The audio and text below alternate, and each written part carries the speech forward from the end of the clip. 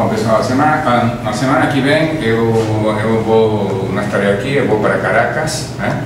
Vou dar um mini curso sobre a resolução de sistemas não lineares lá, e o que eu vou apresentar hoje são, mais ou menos rapidamente, as transparências desse mini curso. Então essas transparências estão bastante influenciadas pelo que foi falado aqui durante os seminários anteriores. Quando eu estava fazendo transparências, eu pensava nos seminários anteriores. Portanto, o que vou fazer agora é passar um pouquinho por cima de todas essas transparências, um mini curso de 4 dias, e bom, 4 dias não cabe uma hora, né? Mas, bom, isso aí, né? Bom, então é sobre sistemas não lineares de grande porte, e se supõe que eu tenho que ensinar para o pessoal como se resolvem esses sistemas nesse mini curso de 4 dias, certo? Bom, então começamos com definições e notação. Estas são todas as coisas que eu falei aqui, né? Se trata de resolver o sistema f de x igual a 0, denotamos f de Rn para Rn, as componentes de f como f1 pequena, fn pequena, o jacobiano denotado assim, também assim, e são gradientes das diferentes componentes, a matriz do gradiente das componentes transposta. Enfim, a componente IJ do jacobiano é a derivada de FI em relação a x, né? Essa é a notação usual. Primeiro falamos da particularidade do problema, né? E pensamos esse problema como um caso particular, um sistema não linear determinado. Determinado significa que tem o mesmo número de equações que de incógnitas, né? N por N. Então, é um caso particular de resolver um sistema sobredeterminado, né? Ou seja, se tivesse mais equações que incógnitas, se trataria de minimizar a norma do sistema e, bom, se eu resolvesse o sistema seria um caso particular disso, né? Então, minimizar a norma desse sistema, né? Também é um caso particular de resolver o sistema, mas sem fazer suposições de derivabilidade. Em geral, aqui fazemos suposições de que as derivadas existem, né? Também é um caso particular de um problema de minimização global, porque se trata de você minimizar a norma, mas encontrar um minimizador global da norma, não interessa um minimizador local da norma, né? Então também é um caso particular de minimização global. Parte da complexidade do problema vem de que é um problema de minimização global, né? É um problema de minimização global onde você reconhece o minimizador global. Em muitos problemas de minimização global você não reconhece o minimizador global, você encontra, mas não sabe se é. Aqui você reconhece, porque abordar a função de zeta, né? E também é um caso particular de pensar que f de x igual a 0 são restrições e que se trata de minimizar uma função com restrições. A função não está, mas as restrições estão, né? Por outro lado, podemos falar da generalidade do problema, né? Ao mesmo tempo que esse problema é um caso particular de outro, também podemos pensar que é um problema muito geral, no seguinte sentido, que quase muitos problemas em otimização e análise numérica a gente consegue resolver com iterações de tipo ponto fixo, né? X mais 1 igual a g de x. E muitos problemas, em consequência, podem ser considerados problemas de ponto fixo, tipo x igual a g de x, né? Quando você resolve, quer dizer que conseguiu x igual a g de x. X igual a g de x é a mesma coisa que x menos g de x igual a 0. Portanto, se eu escrevo f de x igual a x menos g de x, resolver f de x igual a 0 é resolver o problema de ponto fixo, né? Então, como resolver problemas de ponto fixo é um problema muito geral, né? Você quase pode levar qualquer coisa a um problema de ponto fixo, porque sempre se trata de, partindo de um ponto, tentar conseguir o que é melhor que ele. Então, se o que é melhor que ele é igual a ele, quer dizer que você encontrou a solução, né? Essa é a ideia. Então, podemos pensar que resolver um sistema não linear, de fato, é um problema muito, muito geral, né?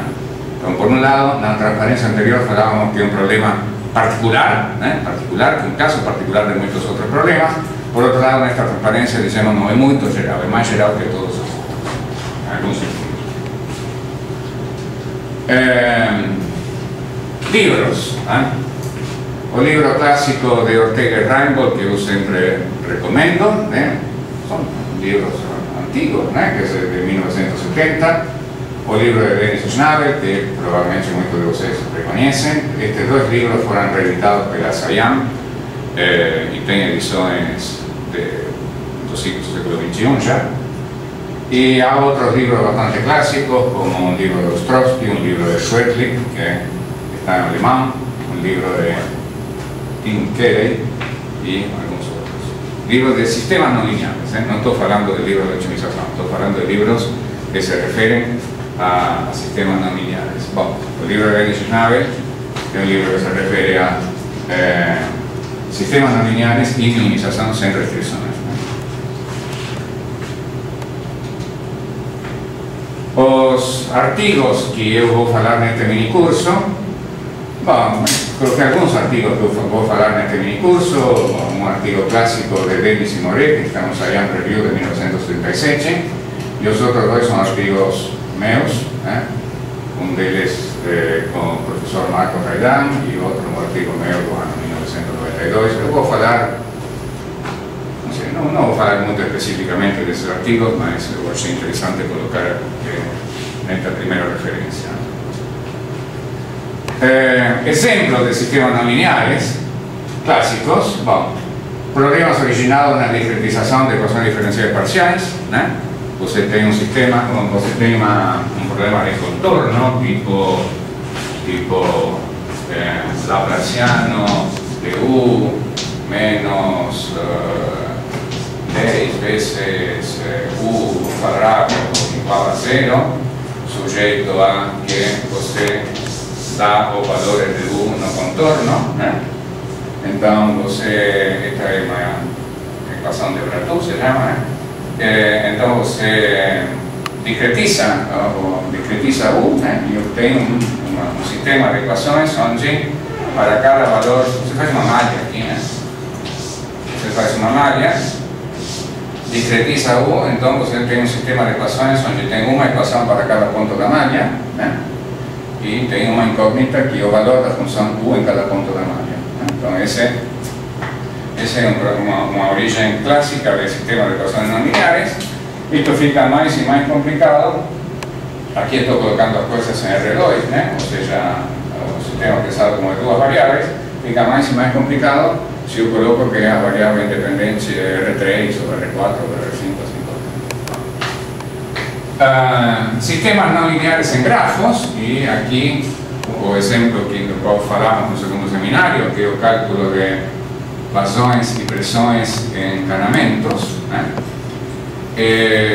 Sistemas con estructuras adicionales, por ejemplo, problemas de optimización, que tienen una estructura adicional, las condiciones de optimalidad de un problema de optimización, que tiene una estructura adicional, pero también son sistemas no lineares, y cualquier problema que pueda ser formulado como punto fijo.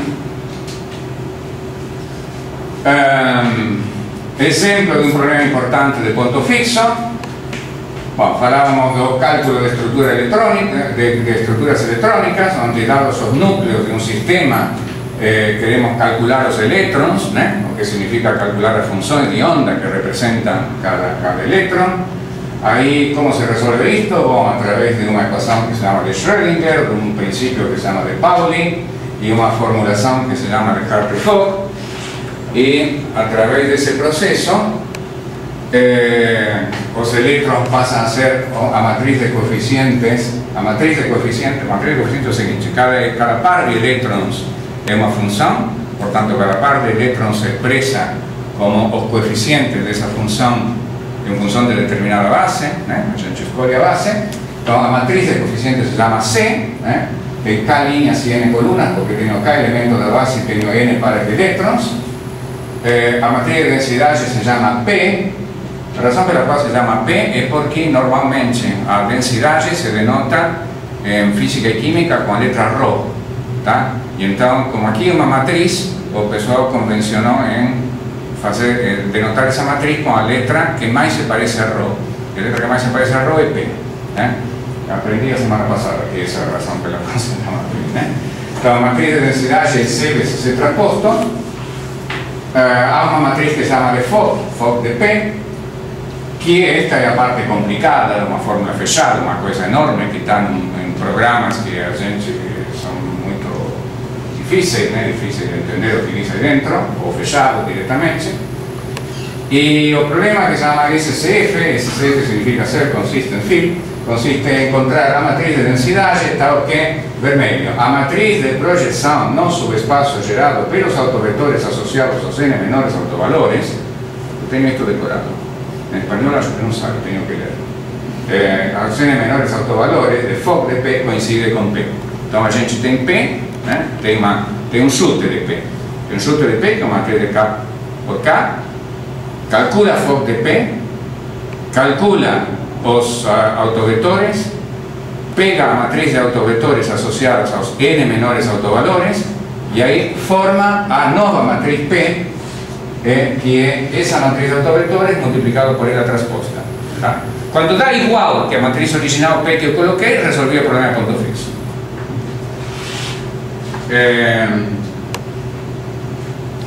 Bem, eu me adiantei, me adiantei, isto eu acabo de dizer.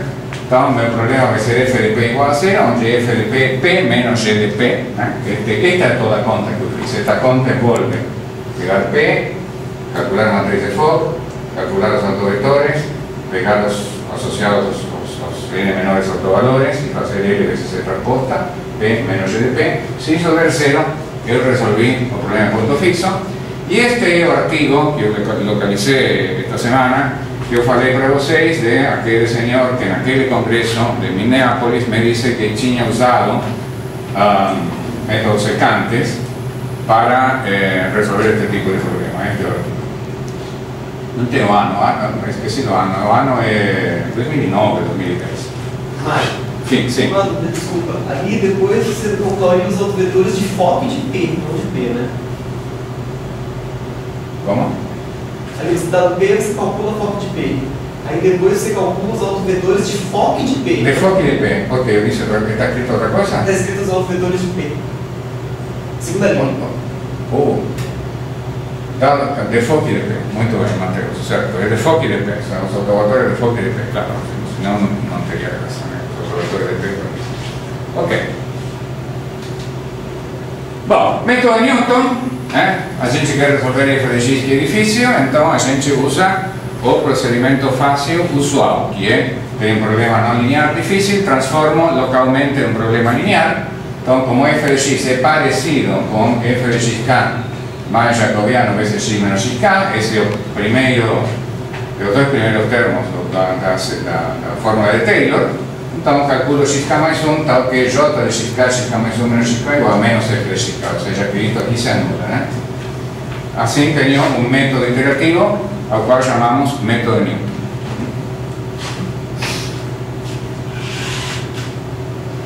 Convergência local quadrática de Newton. Tenho x estrela, tal que f de x estrela é igual a 0, e o jacobiano é não singular, e suponho que tenho uma condição de Lipschitz aqui, é a condição de Helder aqui. Não, é Lipschitz, é Lipschitz mais ou menos em relação a x em relação a x estrela. Helder é quando tem um expoente aqui. Também existe a versão com esse expoente. Então tenho esta condição de Lipschitz do jacobiano, o que essencialmente quer dizer que existem derivadas segundas e são contínuas. Quer dizer, estas são derivadas primeiras, se existem derivadas segundas e são contínuas, automaticamente eu tenho isso. Então, existe, o que diz isto aqui é que existe uma vizinhança de x estrela, tal que se x0 pertence a essa vizinhança, a iteração de Newton, primeiro, está bem definida, então parto não, se tem um ponto de uma solução, onde o jacobiano é não singular, então há uma vizinhança, há uma vizinhança, tal que começando dessa vizinhança, a iteração está bem definida, ou seja, todos os jacobianos que aparecem vão ser não singulares, ela converge, a iteração, o processo de Newton converge a x estrela, e por último, ela converge rápido, converge rápido, que é isto aqui, converge quadraticamente. O erro na iteração k mais 1 é da ordem do erro da iteração k elevado ao quadrado, ou seja, o erro na iteração k mais 1 é menor ou igual que uma constante vezes o erro na iteração k elevado ao quadrado. certo? Aqui falta um parênteses.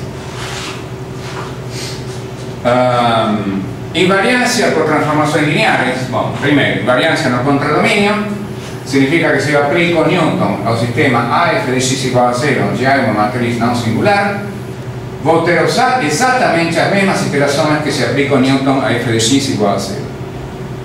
Não muda nada.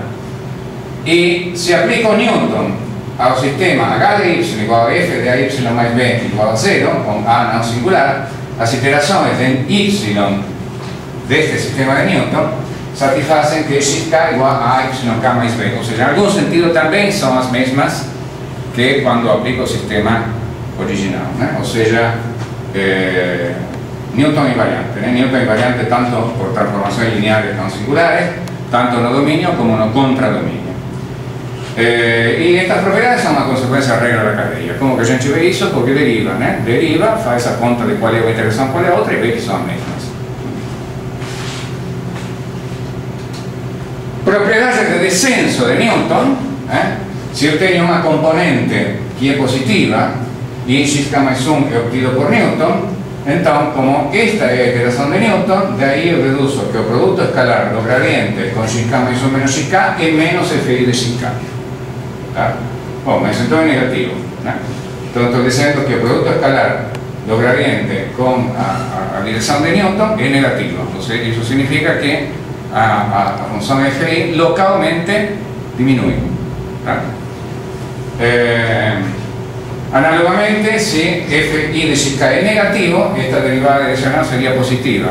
Então, se eu quero f de i igual a 0.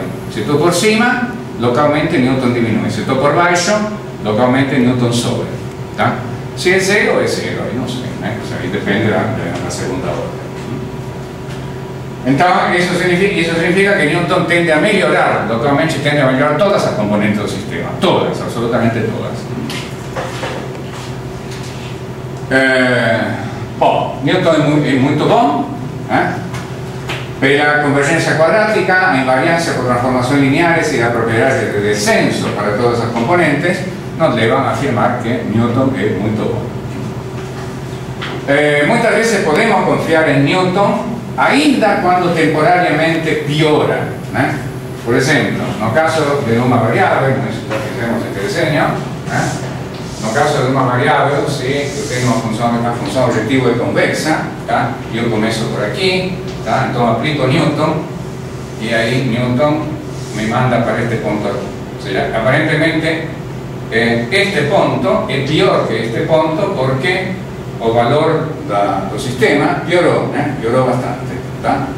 Entretanto, seria um erro dizer, bom, como este ponto piorou, eu vou rejeitar este ponto, vou ficar mais perto deste, porque isso me levaria a ficar sempre deste lado da raiz. Tá? E sempre rejeitando o ponto e ficando deste lado, rejeitando o ponto e ficando deste lado. É melhor tolerar esta crescida, aplicar Newton a partir de aqui, que dá uma convergência local bem rápida. Tá? Bom, esse é um problema que está estudado no livro de Ortega e Reinbold, e há um artigo onde a gente fez alguma generalização disso para problemas que não são suaves, ou seja, para problemas especiais onde não existem derivadas, que é este artigo aqui.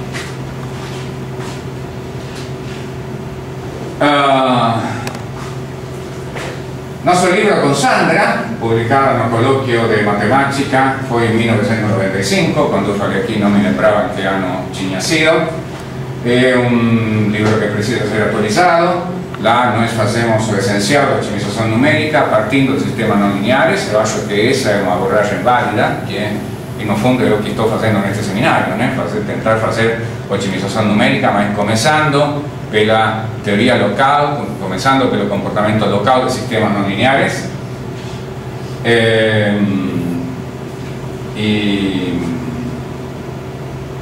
E esta é a maneira confiável de obter uma cópia boa deste livro, que se escrevendo para Sandra e não pedindo para mim, porque eu não sou muito organizado, a minha sala está um pouco complicada. Newton discreto. Às vezes nós não queremos, não usamos calcular as derivadas de f, e isso pode acontecer por qualquer motivo, incluindo, isto significa premissa, né? Incluindo a premissa. Então podemos aplicar o método de Newton discreto. O que significa Newton discreto? Significa substituir todas as derivadas por diferenças finitas. E vamos saber o que nós estamos perdendo e o que nós estamos ganhando quando fazemos isso, né? Temos preguiça, não queremos calcular derivada, discretizamos. O que vai acontecer? Vamos saber o que vai acontecer. Vai acontecer um desastre ou não? Bom, a interação vai ficar desta forma. Vejam, esta é a matriz agora, né? Esta é a matriz agora. Estas são incrementos, tá? Cada incremento é uma coluna, um valor do resíduo, em x mais um incremento da primeira coluna, menos o resíduo no ponto onde estou, dividido o incremento, primeira coluna, assim até... Bom, aqui é n, naturalmente, tá? O último é n, não é 1 de novo, naturalmente, ok? Assim até o último, e eu resolvo o sistema com este jacobiano discretizado, tá? Que trabalho estou fazendo? Bom, o trabalho de evaluar f em xk já tinha, né? Esse trabalho já era feito, tá? Eu tenho que avaliar f neste ponto aqui, né, lá, até neste ponto aqui, que parece que é o mesmo, mas não, porque eu incremento n. Então tenho n avaliações adicionais de f por iteração. Mas não tenho nenhuma avaliação do jacobiano, certamente o que eu quero é não avaliar o jacobiano porque, por qualquer motivo. Quando h é pequeno, isto se aproxima muito de Newton e se aproxima muito bem, né? As propriedades de convergência são muito parecidas. Se você roda Newton discreto, normalmente você vai ver o mesmo comportamento, talvez veja que Newton discreto demora uma interação a mais, mas nada muito significativo. O único perigo é que você aqui está fazendo discretização numérica. A discretização numérica é uma operação numérica encardida, né? É uma operação numérica complicada. Por quê? Porque tem cancelamento, né? Eu não posso somar um número muito pequeno sem riscos, porque se somo em um ponto flutuante um número muito pequeno, o risco é que dá o mesmo número. Aí acabou, né? Quer dizer, às vezes você pode ter a surpresa de que quando faz a matriz de Newton discreto, faz as contas e é tudo zero. Por que é tudo zero? Porque deu um cancelamento total, tá? Então isso pode acontecer. Arma de doble filo significa faca de dois gumes.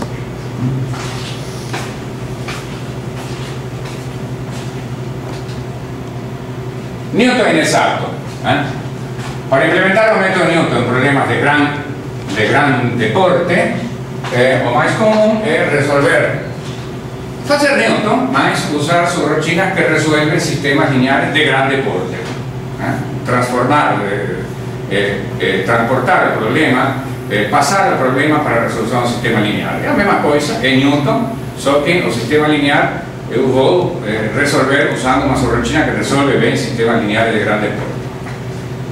Então vou usar métodos lineares esparsos diretos, baseados na fatoração LU, e aí eu vou usar as subrotinas clássicas, reconhecidas e consagradas que existem sobre isso. As mais populares que eu conheço são MA27, MA57, de Harwell, Subroutine Library. Não são subrotinas novas, isso aí já está consolidado há bastantes anos, de repente tem algumas atualizações modernas, mas são subrotinas clássicas, não é uma coisa feita o ano passado. Quando o tamanho ou a estrutura dos sistemas é muito ruim, que se podem fazer que essas subrotinas não sejam utilizáveis, eu não posso usar essas subrotinas, eu posso ter uma estrutura do sistema. Qual é a graça? A graça de fazer uma fatoração de uma matriz esparsa é quando essa fatoração mais ou menos conserva a esparsidade da matriz original, tá? Não é que conserve totalmente, mas que tenha um fill-in. A palavra típica é fill-in, preenchimento, um preenchimento moderado, tá? Se tem uma estrutura muito ruim que não tem, que faz com que a fatoração LU não tenha um preenchimento moderado, a fatoração LU é horrorosa, então não posso usar mais uma fatoração esparsa e tenho que apelar para resolver os sistemas lineares por métodos lineares iterativos. Métodos iterativos lineares, e aqui estamos citando o GMRS, estamos supondo que não há, as matrizes que temos não são positiva definida nem nada parecido. O GMRS é um método para sistemas lineares adequado nesse sentido. Ou LSQR. LSQR é a mesma coisa que resolver as equações normais, só que ouviram falar de LSQR? Alguém ouviu falar de LSQR? Tá, você tem que resolver AX igual a B, tá? A não singular, tranquilo, né? E então você pensa agora que em vez de AX igual a B, você tem A transposta AX igual a transposta B. Estas são as equações normais, tranquilo, né? Então, LSQR resolve as equações normais. Tá? Bom, a matriz é positiva definida, portanto, resolver as equações normais é a mesma coisa que minimizar a norma de AX menos B ao quadrado. Tá? Bom, você poderia usar gradientes conjugados aqui. Tá? Bom, LSQR é exatamente isso, é usar gradientes conjugados para resolver as equações normais, ou seja, para minimizar isso aqui.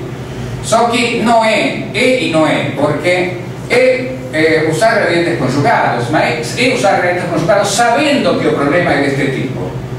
Quando você usa gradientes conjugados, o erro depende do número de condição ao quadrado. Tá? LSQR é uma implementação feita por Saunders e Saunders e Page e Saunders, que faz com que o erro gerado pelo problema não seja proporcional ao número de condição de A ao quadrado, mas que seja proporcional ao número de condição de A. Tá?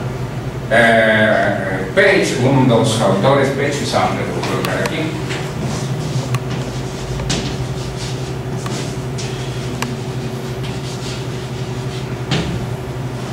Page e Saunders. Page tem uma palestra muito divertida e muito interessante, onde ele coloca duas colunas, bom, pelo menos fez isso uma vez que eu vi, né? Não sei se ele faz, deve fazer isso frequentemente porque é muito fácil de lembrar, depois de anos inclusive. Ele coloca duas colunas, né? E coloca numa coluna GMRS, na outra coluna coloca LSQR.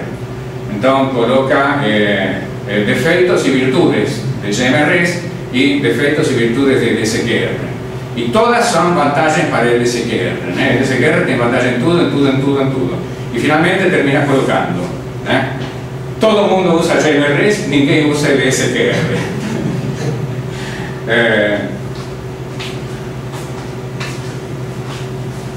Bom, e se eu uso um método iterativo para sistemas lineares, está claro, como é método iterativo para sistemas lineares, tenho que decidir quando parar esse método iterativo. Sempre que tenho um método iterativo, tenho que tomar esse tipo de decisão. A coisa mais comum é parar o método iterativo quando o resíduo do sistema, que neste caso é assim, é menor ou igual que uma fração do termo independente. O termo independente é o resíduo quando eu coloco S igual a zero. Tá? Então é como você dizer, bom, imagino que eu parto de S igual a zero e eu diminuo o meu erro em esta fração aqui. Tá? Se eu coloco R igual a 0.1, obtenho uma convergência local linear. Não qualquer norma, uma norma adequada. Tenho que escolher a norma para obter isso, mas é convergência local linear. Se eu faço que R tenda a 0, eu obtenho convergência local superlinear. Neste caso não preciso dizer a norma, porque a convergência superlinear independe da norma. Se tenho convergência superlinear em uma norma, tenho convergência linear em qualquer outra norma. A linear sim depende da norma. Tá? E se eu colocasse R da ordem de f de Chicago, que seria um exagero, a gente obteria a convergência local quadrática. Tá? Todos estes resultados estão em um paper clássico de Dembo, Eisenstadt e Steinhoff, que inventaram a denominação de Isaac Newton, e depois houve muitos outros artigos fazendo isto de maneiras ligeiramente diferentes ou bastante diferentes. Enfim, cada um tem a própria teoria sobre qual é a melhor forma de fazer isto. Alguns trabalhos, inclusive, feitos aqui, né, inclusive com relação com tese de doutorado feitas aqui da Júlia, né? A Júlia fez uma coisa fortemente relacionada com isto, né? Ok.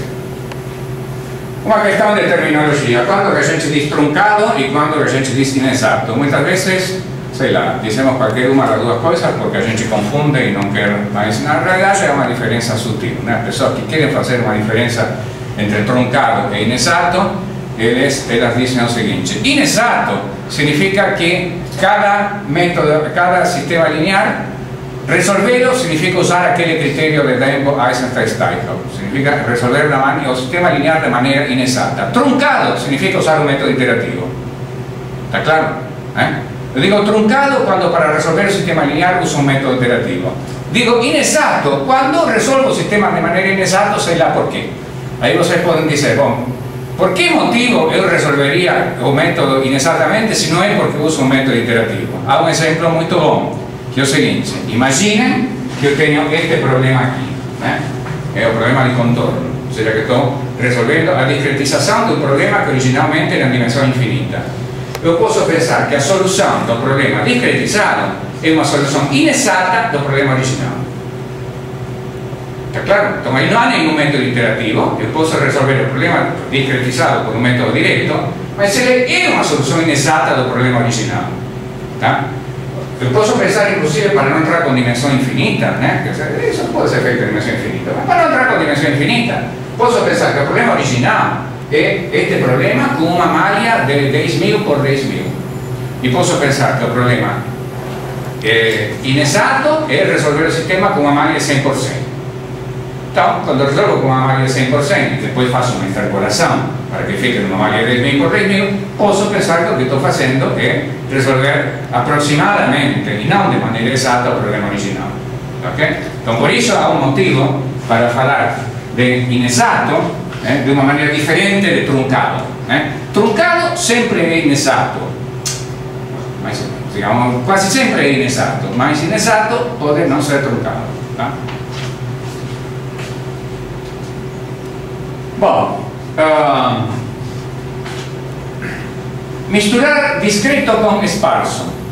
Misturar discreto com esparso é o seguinte: bom, eu vou fazer, não quero derivadas, tá?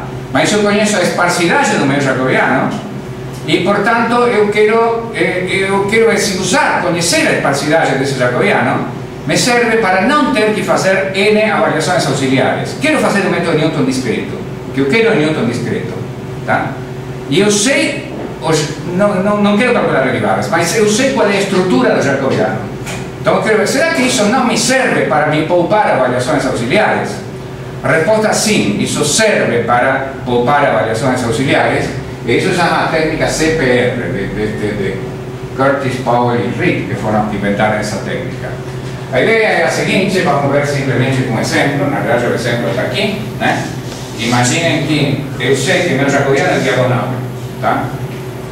Se meu jacobiano é diagonal e eu tenho a avaliação do jacobiano no ponto xk, para ter uma estimativa de todas as derivadas ao mesmo tempo, preciso avaliar o jacobiano somente em um ponto adicional.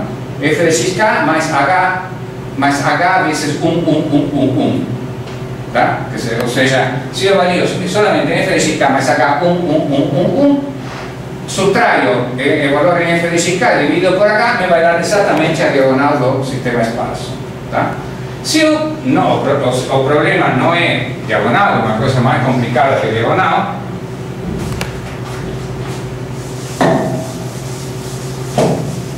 por exemplo, suponhamos que este é o exemplo que sempre se dá para isso aqui, suponhamos que é tridiagonal, né?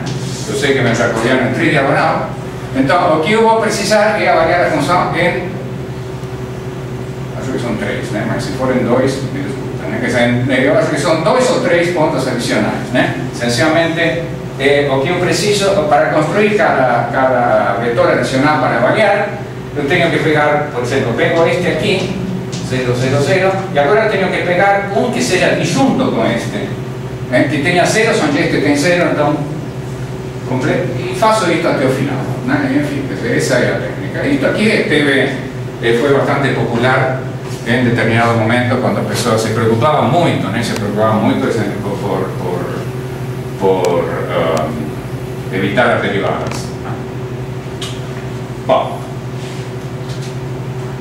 convergência em Newton discreta, bom, as propriedades de convergência em Newton discreta, se você tem H pequeno, H que vai para 0, São muito parecidas às de Newton analítico. Se você faz que H tende a zero com a mesma ordem que o resíduo, por exemplo, você vai ter convergência quadrática.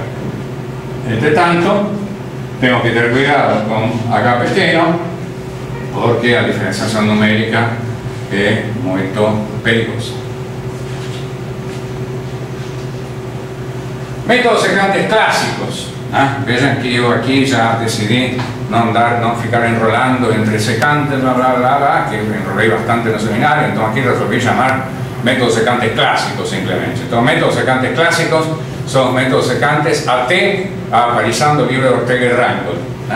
Uma coisa interessante é que o livro de Ortega e Reingold não tem os métodos, não tem nada de método que depois se chamou método Quasi-Newton, não tem Broyle, não tem esse tipo de coisas. Segundo parece, porque e já tinha aparecido, mas Ortega e Reingold não incluíram no livro dele, segundo me disseram alguma vez, porque eles não acreditavam que os métodos que depois se chamaram métodos Quasi-Newton tivessem boas propriedades de convergência, nesse sentido é raro. Mas não sei se a história é verdade.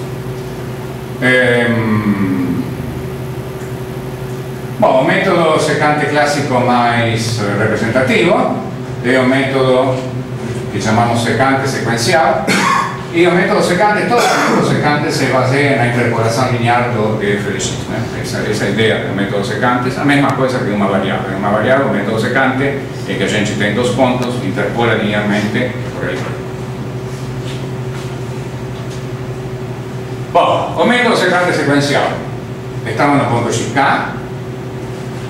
Consideramos a função afim bx menos xk mais c, seria um vetor, que coincide com f de x nos n mais um ponto, xk, xk menos 1, xk menos n. Considero essa função afim. Como eu quero que bx menos xk mais c igual a f de xk, se coloco x igual a xk, vejo que c tem que ser f de xk. Certo? Então, se eu quero que b xk mais 1 menos xk mais f de xk seja f de xk menos 1, isso é que interpola em xk menos 1. A função afim coincide com f no ponto xk menos 1. Então, tenho que f vezes xk menos x, xk menos 1, aqui troquei, vai ser igual a f de xk menos f de xk menos 1. Assim por diante, vou ter que f de xk menos 2 é f de xk menos f de xk menos 2, e se eu subtraio estas duas coisas aqui, chego aqui b vezes xk mais 1 menos xk menos 2 é f de xk menos 1 menos f de xk menos 2. E assim por diante. Tenho que colocar isso agora. Então, se eu junto todas estas condições, vou ter que b vezes s de k menos j igual a y k menos j. S é a diferença entre pontos, y diferente entre valores de f. Portanto, tenho que b vezes sk menos 1, k menos 2, k menos n é igual a y k menos 1, k menos 2, k menos n. Isso faz com que b tenha que ser esta matriz. Esta é a matriz de diferença entre os f's, e esta é a matriz de diferença entre os s's. Então, a interação do método secante sequencial tem que ser bk xk mais 1 menos xk igual a menos f de xk. Como b é esta matriz aqui, bom, quando eu faço a b é esta matriz aqui, quais são as virtudes e defeitos desta fórmula? Bom, vamos pensar no defeito primeiro. Bom, tenho que ter que esta matriz é invertível. Se esta matriz não é invertível, sei lá o que sai aqui, não sei. Eu vou usar a inversa desta matriz. Agora, se esta matriz não é invertível, eu não sei, sai uma coisa que eu não sei que pode ser. E a virtude, bom, a virtude é que é uma forma interpoladora. Realmente eu interpolo, faço uma função afim que interpola nos n últimos pontos, e isso é razoavelmente bom. Então, o defeito do método secante sequencial é que os n mais um ponto nos quais eu quero interpolar podem não ser afinmente independentes, ou seja, posso ter incrementos linearmente dependentes. A matriz dos incrementos pode não ser invertível, o que faz que não haja uma função afim que interpole nesses pontos. Se eu tenho uma matriz que não é invertível, posso não ter essa função que eu quero construir. e a maneira de corrigir isso é descartar o último incremento. Você detectou que o último incremento é dependente dos anteriores, mas enfim, você joga esse incremento fora e substitui por um novo incremento com uma avaliação auxiliar que seja independente, certo? Mas para isso precisamos descobrir que o último incremento é combinação linear dos anteriores. Então parecia de graça que eu tinha essa matriz desse aí, mas eu tenho que manipular essa matriz de alguma maneira, porque eu tenho que descobrir que o último incremento que apareceu depende dos anteriores. Para isso, a única maneira razoável de fazer isso é manter e alimentar uma fatoração da matriz S o tempo todo. Bom, os métodos secantes modernos é o que chamamos métodos quasi-Newton. Eles originaram no paper de Davidon de 1959 para minimização. Esse é um paper que ninguém entendeu muito bem, mas Fletcher e Powell entenderam muito bem e em 1972 publicaram uma adaptação, uma modificação desse algoritmo que passou a ser chamado historicamente como DFP. E um algoritmo para minimização, ou seja, os métodos quasi-Newton, também chamados originalmente métrica variável, se originaram como métodos de minimização, métodos para minimizar sem restrições, métodos onde as matrizes que aparecem se propõem a aproximar uma hessiana da função que eu quero minimizar. Para sistemas, os primeiros métodos apareceram neste artigo aqui, foram os métodos de Broyden, o primeiro e o segundo método de Broyden. Apareceram em 1965, então vejam que é curioso que apareceram depois do método de minimização, apesar de que a gente diria, bom, é mais natural pensar em quasi-Newton para sistemas que quasi-Newton para minimização, mas não, quer dizer, e aliás, quer dizer, é mais simples a ideia geométrica, a ideia da construção do método quasi-Newton é mais simples no caso de sistema que no caso de minimização, mas não foi da maneira natural como as coisas aconteceram. E o primeiro elemento do método de Broyden, por sinal, Broyden morreu...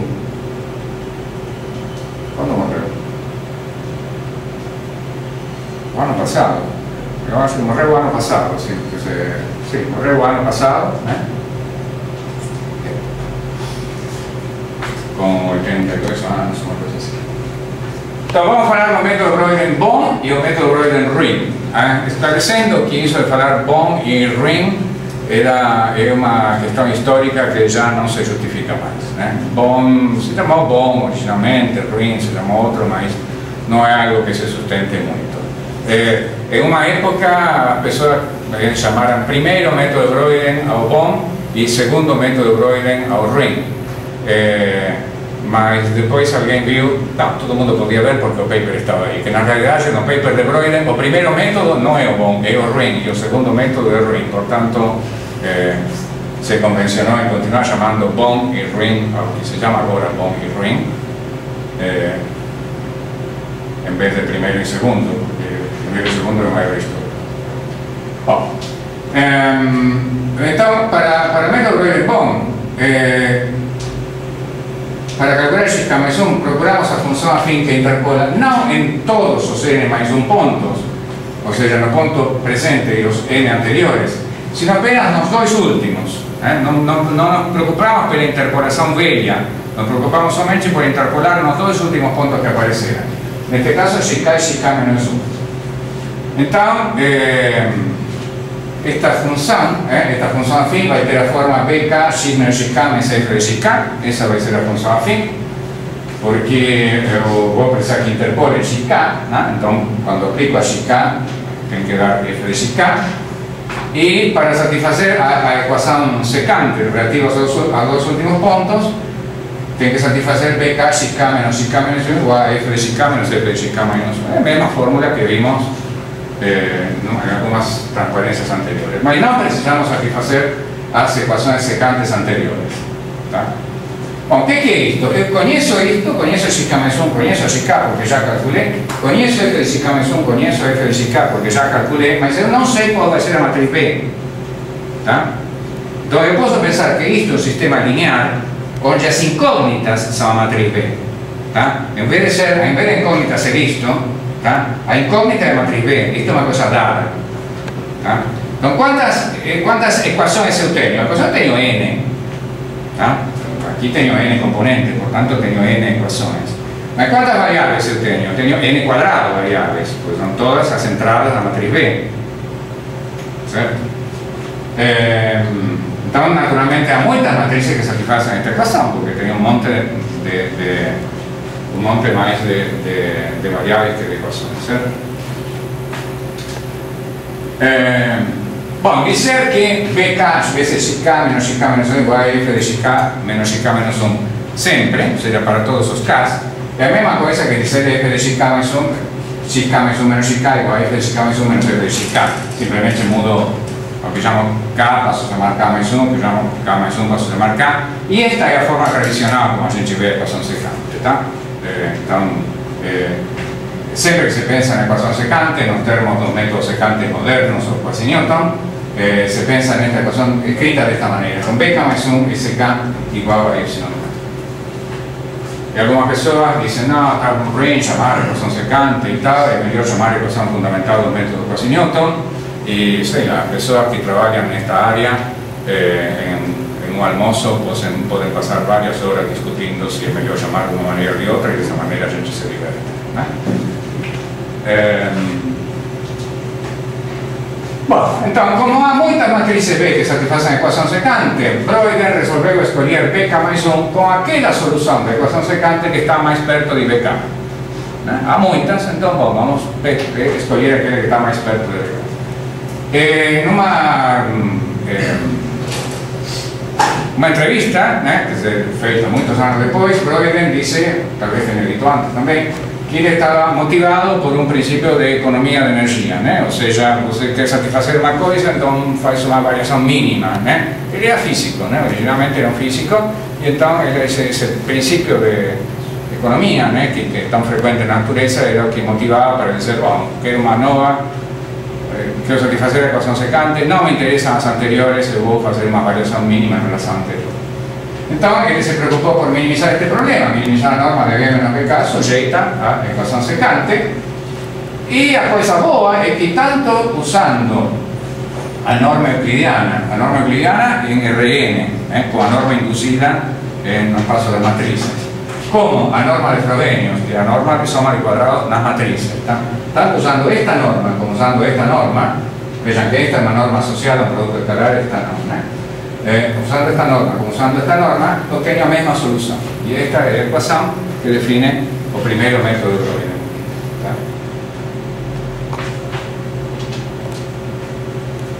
Bom, então essa é a fórmula que define o método de Broyden bom. Podemos observar que BK mais 1 é igual a BK mais uma matriz de posto 1, rango de posto 1. Esta é a matriz de posto 1, porque eu tenho aqui um vetor multiplicado por un vector trasposto, né? Então, esto aqui é um número, então tem um vetor trasposto, é uma matriz de posto 1, é da forma UV trasposto, e a inversa de BK mais 1 se pode obter em função da inversa de BK, usando uma fórmula tradicional de álgebra, né? De matrices de álgebra linear, que se chama fórmula de Sherman-Morrison, que é isto aqui. Se BK mais 1 é igual a BK mais blá blá blá, então a inversa de BK mais 1 é a inversa de BK mais isto que está aqui. Se alguém não conhece a fórmula de Sherman-Morrison, não tem a menor importância, porque você pode conferir simplesmente. Se multiplica e vê que, com efeito, BK mais 1 menos 1 vezes BK mais 1 dá a identidade, né? Só fazer as contas e isso dá. Não importa conhecer ou não conhecer a fórmula de Sherman-Morrison, esta fórmula poderia ter vindo de uma inspiração, né? Se verifica, é isso. Outra solução da equação secante, então, outra solução da equação secante é a definida pelo método Broyden-Ruin, que também está no paper de 65. Aqui a ideia é, em vez de pensar que a equação secante é Bs igual a Y, a ideia é pensar que não é Bs igual a Y, é HY igual a S. Como pensar a inversa, essencialmente, né? Como pensar a equação secante, pensar que as matrizes do método não são aproximações do jacobiano, mas são outras, que são as aproximações inversas ao jacobiano. Tá? Mas essencialmente aqui diz a mesma coisa. Né? Então, se eu aplico o princípio de variação mínima a HY igual a S, ou seja, procuro a nova matriz como a que fica mais perto, mas que satisfaz esta equação secante, obtenho esta fórmula. que es dual, digamos así, la fórmula de Breuil-en-Bonn, que donde aparecen S aquí, aparecen Y de Breuil-en-Bonn, donde aparecen Y aquí, aparecen S. No quiere decir que una sea inversa a la otra, ¿tá? Son duais, mas no es que una es inversa a la otra, ¿no? Son parecidas. Y el aumento iterativo consecuente es chica menos igual a chica menos HK f de chica, en vez de ser menos inversa de BK de f de chica. Aumento de Breuil en sistemas lineares. Aumento de Newton tiene la propiedad obvia de que usted resuelve sistemas lineares en una única iteración. Si el sistema es lineal, usted aplica el método de Newton y eso resuelve el sistema lineal. El sistema lineal es la aproximación del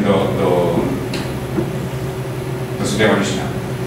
Aumento secante secuencial, como es cuando funciona, digamos, como él interpola en n puntos, tiene información suficiente como para conocer todo el jacobiano sistema lineal. Por tanto, converge en n más 1 iteraciones. ¿Qué puedo hacer aquí? N más 1, ¿no?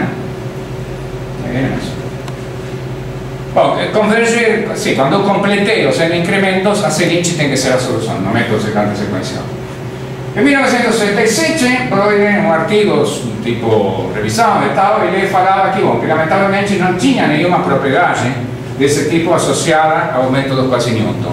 Pensaba que el método quasi-Newton no tenía propiedades de convergencia finita para sistemas lineares, pero eso fue mucho tiempo después, curiosamente, mucho tiempo después, curiosamente, porque como falei para vocês a vez pasada, alguien podría tener feito a conta, da conta numérica, para hacer el programa, mas este cara, David Gay, probó que de facto el método de Breuil resuelve sistemas lineares no máximo en 2n iteraciones, en 1979. Mucho de eso, no me canso de decir que es una cosa extremadamente curiosa, porque es obvio que si alguien tuviese feito números, tuviese feito programas, tuviese feito números, tendría visto eso, y después de que tuviese visto, tendría probado, porque ninguém resiste a probar una cosa que usted viu, que está ahí, mas enfim, isso foi feito somente em 1979 e agora sim, eu acho que paramos por aqui. Lembrem que eu tenho 4 dias para toda essa transparência listo e para vocês falei bem mais rápido, falei bem mais rápido porque bom, vocês já ouviram falar de todas estas coisas, portanto eu não sei se os 4 dias vão ser suficientes. Alguma observação, pergunta? Fala. Nomenclatura métodos de métrica variável. Como? Por que o nome, por que eles eram chamados de métodos de métrica?